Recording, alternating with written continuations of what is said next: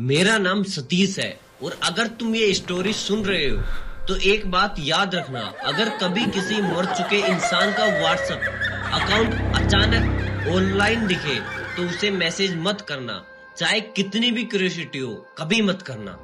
ये बात मुझे पहले नहीं पता। 3 दिन पहले मेरे सबसे क्लोज दोस्त रोहित एक रोड एक्सीडेंट में मर गया था।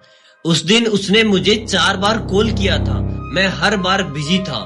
लास्ट कॉल के बाद उसने सिर्फ एक मैसेज भेजा था, भाई बस 5 मिनट मिल जा, बहुत जरूरी बात है। मैंने रिप्लाई भी नहीं किया। उसके सिर्फ 18 मिनट बाद उसका एक्सीडेंट हो गया। आज भी जब उस मैसेज को पढ़ता हूँ तो लगता है खास उस दिन सिर्फ एक बार फोन उठा लेता। उसकी फनरल के बाद मैं बिल्कुल नॉर्मल नहीं था। हर रात उसका चैट ओपन करता, उसकी वॉइस नोट्स सुनता और बस सोचता रहता वो मुझे क्या बताना चाहता था। उसकी व्हाट्सएप प्रोफाइल वैसे ही थी, सेम डीपी, सेम अबाउट और लास्ट सीन 2:17 PM। वही एग्जैक्ट टाइम जब डॉक्टर्स ने उसकी डेथ कंफर्म की थी। उस रात मैं लगभग 2 बजे तक जाग रहा था। घर में सब सो चुके थे। फैन की आवाज के अलावा पूरे रूम में बिल्कुल सन्नाटा था। मैं बेड पर लेटा हुआ बिना सोचे समझे व्हाट्सएप चैट स्क्रॉल कर रहा था। तभी फोन एक बार वाइब्रेट हुआ। मैंने बिना ध्यान दिए स्क्रीन देखी और उसी पल मेरी सांस अटक गई। नोटिफिकेशन लिखा था रोहित इज टाइपिंग।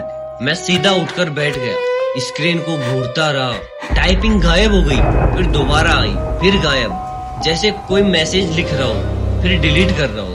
मैं खुद को समझ नहीं पा रहा था। मैंने सोचा ये नेटवर्क ग्लिच होगा या फिर शायद व्हाट्सएप का बग, लेकिन अगले ही सेकंड मैसेज आ गया, सोया नहीं अभी तक। मेरे हाथ ठंडे पड़ गए। मैंने तुरंत चैट ओपन की। मैसेज वही था, फ्रेश जस्ट नाउ। मैंने उस मैसेज को बार बार देखा, फिर रोहित की प्रोफाइल ओपन की। लास्ट सीन गायब था, उसकी जगह सिर्फ एक वर्ड लिखा था, ऑनलाइन। मैं फोन को घूरता ही रह गया। मेरे दिमाग में सिर्फ एक ही बात चल रही थी, पुलिस ने उसका फोन एविडेंस के लिए ले लिया था। सिम भी डीएक्टिवेट हो चुकी थी, तो फिर ये अकाउंट ऑनलाइन कैसे था? मैंने हिम्मत करके टाइप किया, कौन है? बस 2 सेकंड लगे, रिप्लाई आ गया। इतनी जल्दी भूल गया? मैंने सिर्फ लिखा रोहित, फिर टाइपिंग टाइपिंग टाइपिंग और फिर सिर्फ एक लाइन, तू लास्ट कॉल उठा लेता तो शायद मैं आज भी जिंदा होता। मेरी आंखों के सामने सब ब्लर होने लगा। ये लाइन ये सिर्फ 2 लोग जानते थे, मैं और रोहित। मैंने कभी किसी को नहीं बताया था कि उसने मुझे लास्ट कॉल क्यों किया था, कभी नहीं। तभी एक और मैसेज आया, वैसे जिस बात के लिए मैं तुझे मिलना चाहता था। टाइपिंग रुक गई। लगभग 15 सेकंड तक कुछ नहीं आया। मैं स्क्रीन को घूर रहा था। फिर एक और मैसेज, अब वो तुझे खुद पता चल जाएगी। उसी वक्त मेरे रूम का बल्ब एक बार हल्का सा ब्लिंक हुआ। मैंने इंस्टेंटली ऊपर देखा, सिर्फ 1 सेकंड के लिए। जब नजर वापस फोन पर आ गई, चैट में एक नया मैसेज था, पीछे मत देखना। मेरी हार्टबीट इतनी तेज थी कि मुझे अपनी सांस सुनाई दे रही थी। मैं बिल्कुल फ्रीज हो गया। फोन फिर वाइब्रेट हुआ, वॉइस मैसेज 7 सेकंड का। मैं उसे प्ले करना नहीं चाहता था, लेकिन क्यूरियोसिटी डर से भी बड़ी होती है। मैंने प्ले दबाया।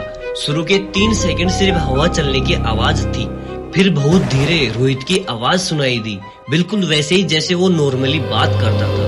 लेकिन इस बार उसकी सांस बहुत भारी लग रही थी। उसने सिर्फ इतना कहा, सतीश वो तेरे बिल्कुल पीछे खड़ा है। वॉइस नोट खत्म।